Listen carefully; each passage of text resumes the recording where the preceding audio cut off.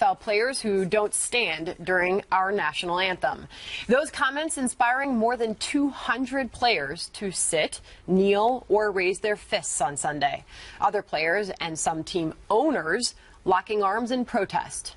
This is Outnumbered. I'm Sandra Smith. Here today, Harris Faulkner, host of Kennedy on Fox Business Kennedy, Republican strategist and Fox News contributor Lisa Booth, and today's hashtag One Lucky Guy, former Utah Congressman and Fox News contributor Jason Chaffetz is here, and he is outnumbered. And I said, I can't wait to get your response to the weekend, but save it for TV. All right.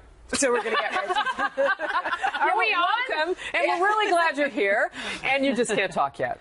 Okay. All right. Let's begin. Football taking a backseat to politics on NFL Sunday. Hundreds of players from coast to coast kneeling or locking arms in protest of the president, saying that those who take a knee during the anthem ought to be fired. But one of the remarkable exceptions, Alejandro Villanueva of the Pittsburgh Steelers, the former Army Ranger who served 3 tours in Afghanistan and received a Bronze Star, standing outside the team tunnel, hand over his heart, as his teammates remained in the locker room. Meantime, President Trump doubled down on his remarks on Twitter over the weekend and defending his comments as he made his way back to the White House yesterday afternoon. I think it's very disrespectful to our country. I think it's very, very disrespectful to our flag. We have great people representing our country, especially our soldiers, our first responders, and they should be treated with respect. This has nothing to do with race or anything else. This has to do with respect for our country and respect for our flag. The president's remarks stirring a fiery and passionate response from current and former players. Watch. I think the president's words are real divisive.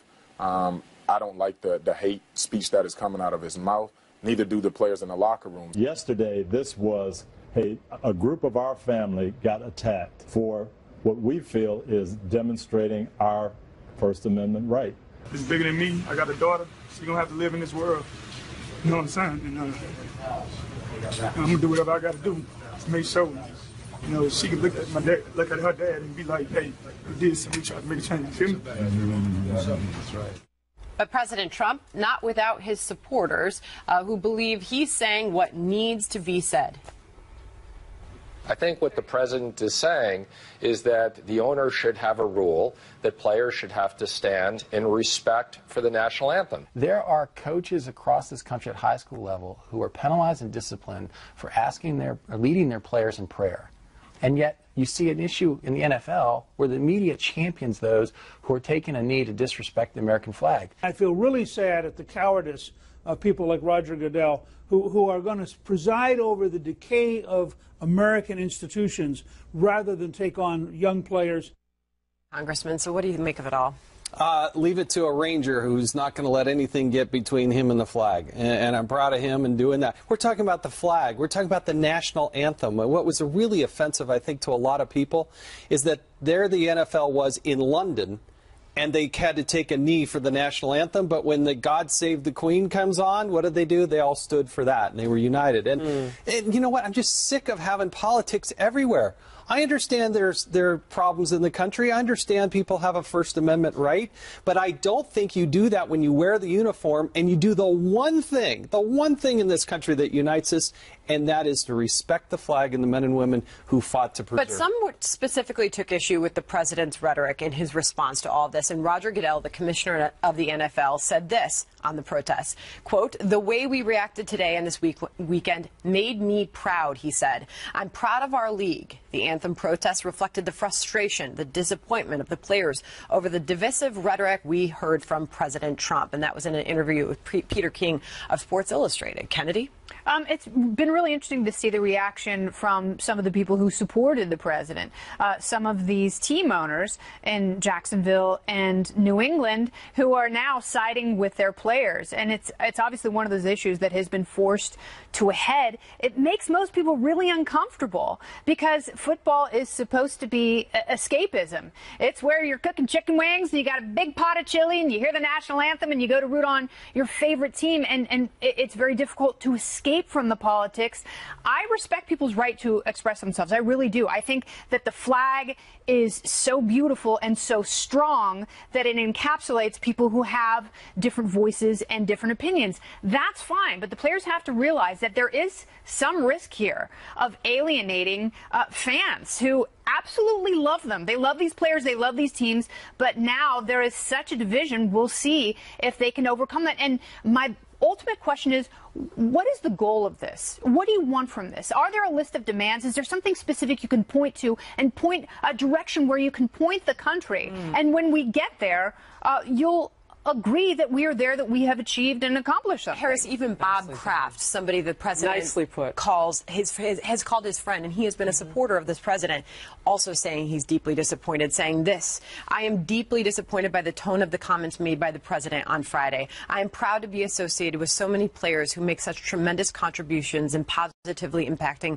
our communities. Our players are intelligent, thoughtful, and care deeply about our community, and I support their right to peacefully affect social change and raise awareness in a manner that they feel is most impactful. Would you allow me to yield my time first to Lisa? Well, what really concerns me about this is there is a lot that divides us, right? We're an incredibly diverse nation with a lot of different ethnicities, race, religions, and what unites us is the fact that we're all Americans. So if the flag is now a divisive thing, what unites us? Because that is the common bond that we all share, is the fact that we are all Americans. So despite our diversities, we can all stand united behind that. So this very much concerns me. What also concerns me is somehow Colin Kaepernick became the face of oppression. He became this liberal icon, a guy who wears socks that depicts cops as pigs. And that concerns me, that somehow this guy, who's making tens of millions of dollars to play a sport, who is literally emblematic of the economic mobility that we have in this country, that you can become, a multimillionaire. There's all these opportunities in the United States, so almost the opposite of what he is protesting. And it just concerns me. And I think President Trump is tripling down on an issue that, if you look at polling, Reuters did a poll after the Colin Kaepernick thing, finding that 72% of Americans find this unpatriotic. So I think he's really hunkering down on an issue that Americans truly, really, really care about. All right. So you're from Chicago. And I looked up some details this morning that were very disturbing, and you and I talk about this all the time.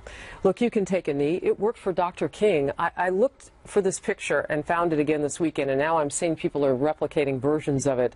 If we can put it up. Taking a knee in prayer was something that Dr. King did during the Civil Rights Movement. This is not fresh or new. It is very effective for some times. So in Chicago, I looked from June 21st to September 21st, just a summer season.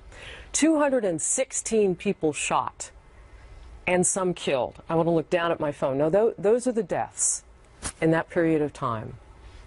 80% projected to be African American based on the statistics we know from previous years. If there are people who are dying of gun violence, it is happening in droves in your former home city. We talk about it.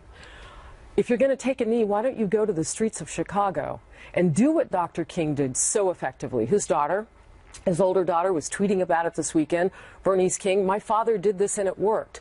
That is a cause and a venue worth doing. I'm wondering why we're doing it in the stadiums of escapism, as Kennedy put it. Why is it happening there? Why shouldn't it be happening on the streets? And whether it's death by cop, death by neighbor, death by whatever, it's happening in droves in the city of Chicago. You know who says they're not okay with this is some of the NASCAR team owners we've heard speak out. This is one of them, Richard Childress. He said this, and sort of a warning to anybody who might do this in their venue. Get a ride on the Greyhound bus when the national anthem is over, I told them. Anyone who works for me should respect the country we live in. So many people have given their lives for it. This is America, to which the president responded directly to that, saying so proud of NASCAR and its supporters and fans, they won't put up with disrespecting our country or our flag. They said it loud and clear. Congressman? It is wholly American to disagree with your president and vocalize that. But there's just 2 minutes during an NFL game where we stand united and we salute the flag, we take off our hat, And shame on those that are teaching these young kids that, you know, we go to these schools and they don't say the Pledge of Allegiance. Oh, we'll just do that once a week. You know, we can't do this. And you can't say a prayer. And you can't say God. And the president probably overspoke in his sentencing, calling them SOBs.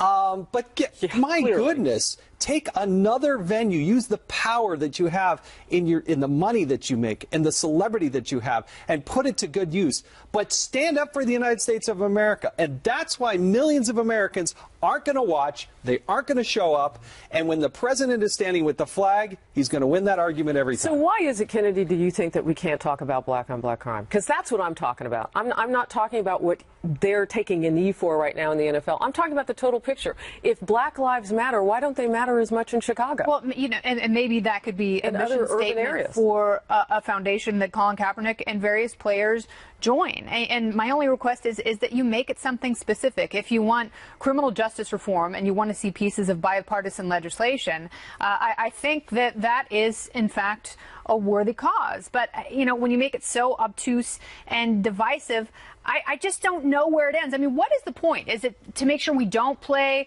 the national anthem before sporting events? Is it to make sure that we... It wasn't played when people were being shot down in the city that we of Chicago. shatter organized sports? Because, you know, on one hand, yeah, it's absolutely true. People are going to stop watching football. On one hand, because the protests make them uncomfortable, and maybe those uncomfortable discussions deserve, as you said, a different venue on a different day. The other thing is you have a lot of younger kids who aren't playing football now because of what their parents know about CTE, and that combined spells bad news for the league. This may spread beyond the NFL. We don't know, but we do have this image, if we can show it real quick, the picture of the first Major League Baseball player to take a knee. This is Oakland A's catcher Bruce Maxwell.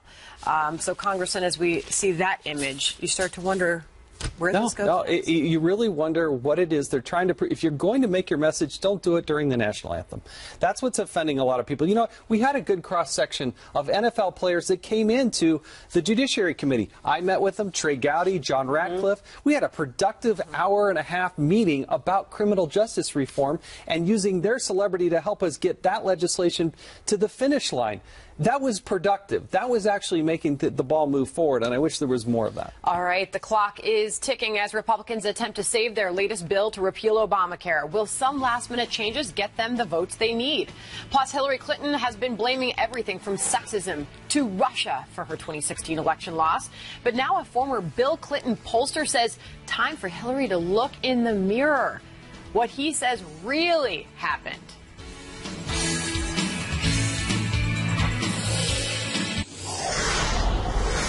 Fox News alert, Republicans are pushing ahead in their latest attempt to repeal Obamacare as they reach a major crossroads. The Senate Finance Committee is set to hold a hearing today, in just a couple of hours, on the Graham-Cassidy bill, which underwent last-minute changes over the weekend to try to bolster support for it. The CBO, Congressional Budget Office's numbers, are also expected to be released, and there'll be a partial analysis of the plan, which would give the states more control over health care through block grants. But right now, 3 GOP senators are a no. Rand Paul, John McCain, Ted Cruz. 3 are possible no's. Lisa Murkowski, Mike Lee, and Susan Collins. The revised bill sends more funding to the states of key holdout senators like Maine, where Collins is from. But the senator did not appear any closer to lending her support. This was yesterday. It is hard for me to envision getting to yes on this bill because my concerns are so fundamental. A program which does need reform, but we need careful reform. And I don't think this bill does that. Democrats are also stepping up their opposition. I don't know if that's really news. Senate Minority Leader Chuck Schumer yesterday said this, quote, this bill would throw our health insurance system into chaos while raising premiums rather than making haphazard last-minute changes to a partisan bill that won't be scored by the CBO in time for a vote. We should resume the bipartisan negotiations, end quote. But President Trump, while raising concern about the delays, says he believes Republicans will eventually fulfill their promise to voters on health care. Watch. I mean, I've been watching for 7 years as the Republicans have been saying repeal and replace. Then you have John McCain voting no for whatever reason. And by the way, Arizona is one of the biggest beneficiaries. Even the governor, Ducey, is totally in favor of it. It's also great for Maine. It's also great for Alaska. every state you're talking about, it happens to be particularly good for. So I don't know what they're doing, but you know what? Eventually we'll win, whether it's now or later. I'll tell you, from what I'm reading, unless you've been day drinking, I don't think that you're going to see Democrats come across in droves. They are hunkering down. Oh, look, here's the problem. The first vote, what people need to realize, the very first vote that they're taking on this is a motion to proceed. The question is, should they actually debate this? I don't know how any senator... it could die right there. I don't know how any senator can justify voting no, because if you pass that, then you can offer amendments, you can do other things to adjust the bill. The reason they're trying to slam it in before the end of September is by law they were supposed to pass a budget by April 15th. They haven't passed a budget. So when you don't pass a budget, guess what? You can't use the reconciliation tool. That tool allows you to only have to get 50 votes. So that expires at the end of September. Then they have to get to the 60 vote threshold.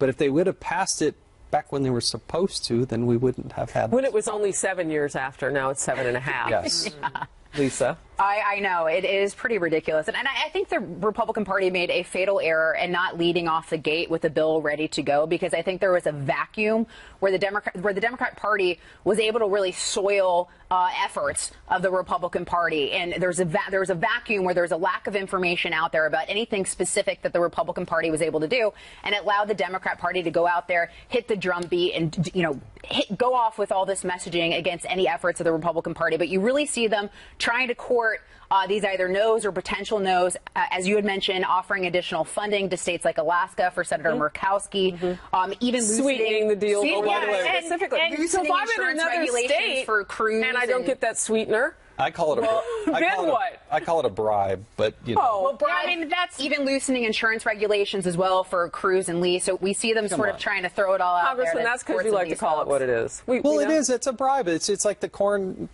Husker kickback that they tried to do. It's been a while since I've heard the word soil as a verb. I'm just saying that it is an interesting way to look at it, though, and very accurate. Yeah, well, it's interesting because I was talking to my mom this weekend, and she said, "Do you really think there's going to be a third party?" I said, "No, I think there's going to be 4 parties, because I think there's such massive chasms in both the Democratic and the Republican Party. I don't think Republicans, with this narrow of a majority in the Senate, can actually come up with something."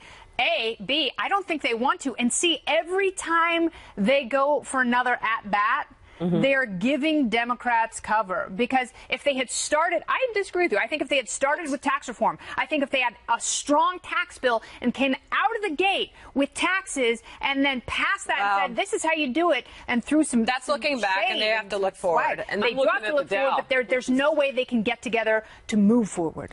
They are introducing, supposedly, the tax reform package on Wednesday. I talked to rank and file members of they have no idea what's coming forward. In fact, on Wednesday, they're not voting so that the House Republicans can go to the Navy Yard to have a discussion about what should be in the tax reform package. At the same time, the president's trying to unveil it. Wow. And also, well, I was going to say, looking ahead to the 2018 midterm elections are about getting your base excited, coming out to support you. And if Republicans have said we're going to do all these things and they don't do any of those things, how is anyone going to be excited to come out and support them? That's where the timing's so critical. If the president's saying we're going to get a win on health care, whether it's now or later, that's a big difference, whether it's now or later. Right? I'm looking at the Dow, which is something that we talk about a lot here on the couch in the noon hour as things kind of hinge.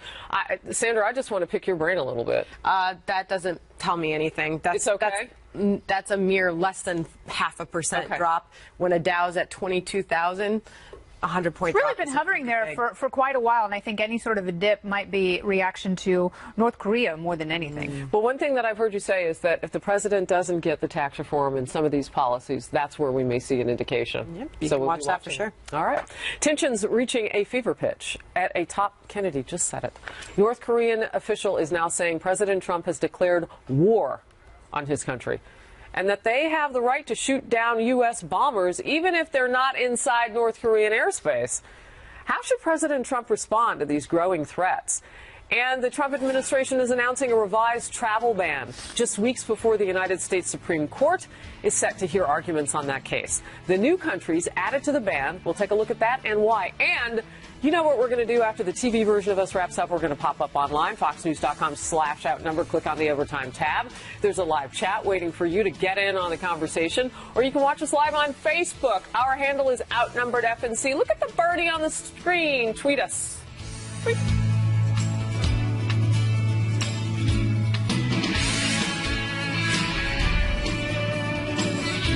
Tensions keep escalating with North Korea. A short time ago, the regime's foreign minister saying President Trump has declared war, adding Pyongyang could shoot down U.S. bombers even if they are not in the country's airspace. Over the weekend, he delivered a fiery speech at the United Nations, saying that President Trump, calling Pyongyang's leader Rocket Man, makes a strike against the U.S. mainland more inevitable. The president then sending a warning on Twitter. Just heard Foreign Minister of North Korea speak at UN. If he echoes thoughts of little Rocket Man, they won't be around much longer. All this as the Pentagon announced American fighter jets and bombers had flown near North Korea, farther north of the demilitarized zone between North and South than any U.S. aircraft this century. A spokesman saying, quote, "This mission is a demonstration of U.S. resolve and a clear message that the president has many military options to defeat any threat. We are prepared to use the full range of military capabilities to defend the U.S. homeland and our allies." A lot of people scared about what happens next year and the president's rhetoric towards this country and its leader. I think the president is actually speaking a language that they'll understand. No equivocation. You need to know exactly where the United States stands, and I think the rest of the world does as well. We're standing with Japan. We're standing with South Korea. You've seen the new prime minister there in South Korea take a different, President Moon, I should say, take a little bit different stance. He was much more dovish. He's a bit more hawkish now, realizing the proximity between Seoul and the demilitarized zone. It's a very short distance. You can drive it, and I've been in a helicopter right over that area. We're talking about a very, very small distance. But it's also a message to China about how serious we are, and it does put pressure on China. If they don't want to see a massive wave of people trying to come north into China to flee North Korea, they need to be engaged on this, and I think the president's speaking the right language. So are we taking the right strategy? Yes, and I was looking back, so it's kind of so they're saying that the president's rhetoric is an act of war.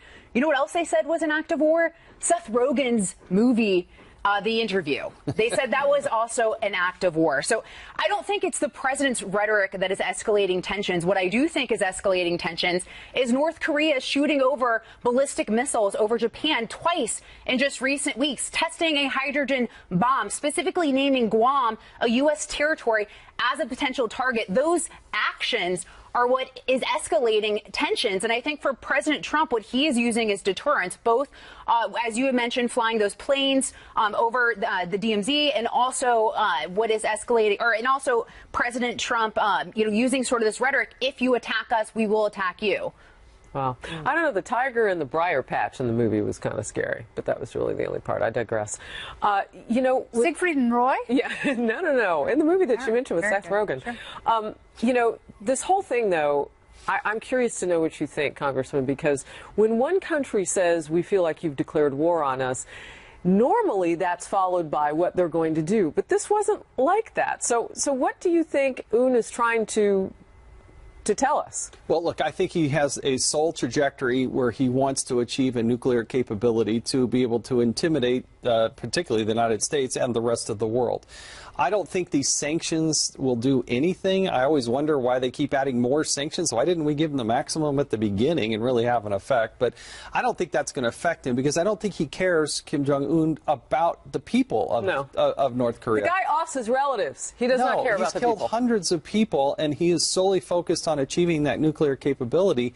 What will be interesting is if they do try to move that into the Pacific and actually test in a different place, and that will cause General Mattis, Secretary, and others to really, General Harris or Admiral Harris, to really have to make some very tough decisions. I just think that you're seeing the escalation come from North Korea, and no one wants to see a preemptive war. And I agree with 70% of the people who've been polled in this country that no one wants us to go in without provocation. And everyone wants the provocation to stop, and China has finally gotten on board with that, with their banking and oil exports, really trying to choke off North Korea and force them to give up their nuclear program, which sadly they're not going to do. They're not going to give up their nuclear program, and that's what makes it so difficult. It's underground. Millions and millions of lives are at stake, and some of their own, and he doesn't care. Many of their own. I mean, you've got 25 million people in that country, and an untold hundreds of thousands in labor camps that will easily be... Oh, so sad. The point you make, though, about this isn't like the equivalent of just a shot across the bow. That first shot is so bad that we've got to prevent it, and that gets complicated. All right, the White House is expanding its travel ban to put new restrictions on travelers from 8 countries indefinitely, including 5 covered by the previous ban, which was set to expire. It slows or limits entry to the United States for citizens of Chad, Libya, Syria, Iran, Yemen, Somalia, and North Korea, along with some from Venezuela. President Trump says it's about keeping the country safe. The changes will take effect on October 18th, so not far from now, just over a week after the U.S. Supreme Court is set to hear arguments over the legality of the second revised ban. Fox senior judicial analyst Judge Andrew Napolitano says this third order accommodates previous judicial concerns. You have argued for months the travel ban is constitutional. Absolutely, and I base that argument on the Constitution's reposing of foreign policy exclusively in the hands of the president, and Congress giving the president the authority to ban people from countries in order to further foreign policy goals. They've added a country that's predominantly Catholic, Venezuela, a country that's predominantly atheist, North Korea, which undermines a little bit the argument that this is really a Muslim ban. All right, so those are huge examples of the exceptions, but the ACLU is arguing it's still a Muslim ban. That's what they're still calling it. In a statement saying, quote, 6 of President Trump's targeted countries are Muslim. The fact that Trump has added North Korea with few visitors to the United States and a few government officials from Venezuela does not obfuscate the real fact that the administration's order is still a Muslim ban. President Trump's original sin of targeting Muslims cannot be cured by throwing other countries onto his enemies list, end quote. Congressman? I don't think he was targeting just Muslims. I wish both sides would actually stop using the word ban, because it doesn't actually ban them. It just says we got to have some extreme vetting. We got to go through and understand. If you go to Libya right now on the website for the State Department and try to look up the U.S. Embassy in Libya, you're going to find that they're actually in Tunisia. Well, they kicked us out of the country. We don't even have an embassy there, let alone any way to vet anybody out of this country. I'm actually curious of why the president took Sudan off the list, because I actually think Sudan and South Sudan should actually be part of this extreme vetting to try to figure out who these people are. We're just trying to figure out who they are before they come to the United States. So did the conversation move, Kennedy, or the issue move here to become less about those who can come from countries to hurt us and more about those who we just simply need to vet, which those are not always mutually exclusive, but it seems a little different now. Yeah, no, the ACLU is right. We don't have a lot of visitors here from North Korea, unfortunately. It's not an easy place to defect from. But I do think adding these countries to the list, and these are places where they are either having active civil wars or, where they are actively declaring war on us repeatedly on social media and at the UN day after day. But I do think it sort of neutralizes the idea that it's a Muslim ban. And remember, that second executive order is set to expire before it reaches the Supreme Court, because the Supreme Court is going to hear full argument on it. And now that there is a third implementation of this executive order, that may nullify having to go to the Supreme Court at all. That's interesting.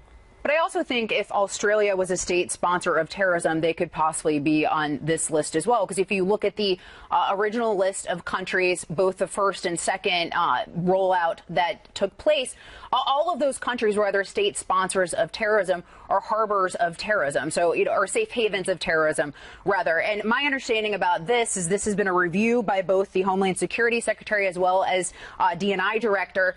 And basically, they've then communicated with other countries what documents, what information that we need from them to feel secure about lifting, sort of these travel restrictions. And so my understanding is these countries could also be taken off of this list if they decide to comply with the United States and the documents and the information that we believe that we need to see or have to feel comfortable with changing the countries that are currently on the list. It goes back to President Trump saying this is about our national security, and he makes his point very clear. If I can't properly vet someone coming in this country, they shouldn't be allowed to enter. Why don't you think his messaging is reaching more people and okay with more Americans who are concerned about their safety? Well, I actually think President Trump was elected to become the president because he was going to take a tougher stance on this.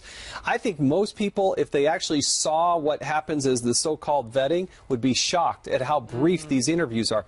Some of them are, maybe 10 minutes. Show me some documents. Let's go ahead and look at. And we just need to know who these people are before they come to the United States. That's not asking too much. All right, we'll move on. Tomorrow's GOP primary runoff in Alabama could be a big test for President Trump's political clout, or not.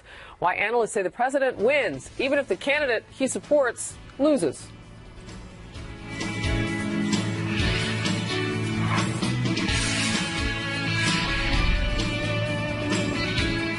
All eyes on the state that says roll tide, Alabama, just days after President Trump stumped for Senator Luther Strange.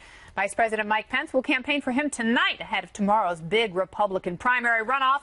Strange is the pick of the party establishment and President Trump, while his opponent, former Alabama Supreme Court Judge Ray Moore, has the backing of more populist insurgent GOP figures like Sarah Palin and Steve Bannon. But some say Tuesday night will be a win for President Trump either way. A politics reporter for NBC News writing, quote, "If Strange wins, Trump will be credited for turning the tide, engineering an upset, and saving an incumbent, earning goodwill with GOP lawmakers. If Moore prevails, Trump will be dinged for falling short in pulling his candidate across the line, but it will be read as a sign of anti-GOP establishment strength, a movement acting in Trump's name." So, Congressman, was this intentional? Did the president purposefully pick the wrong person? No, that's spin like there's never. I mean, come on. The president wins either way. You can't go down and campaign for somebody, send the vice president down there the day before the election.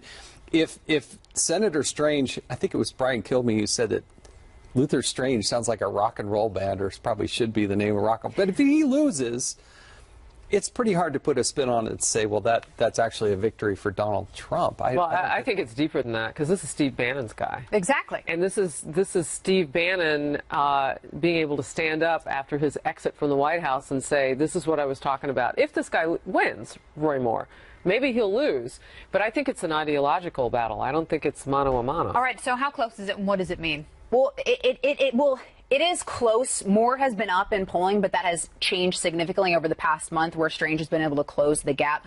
I actually don't think the president loses either way here. I've seen the race being dubbed Trump versus Trump land, so it's basically his base, his group of supporters versus the candidate that he backed himself. Ultimately, whoever wins this runoff primary is going to end up winning the state. You look at President Trump winning the state over 60% in the 2016 election.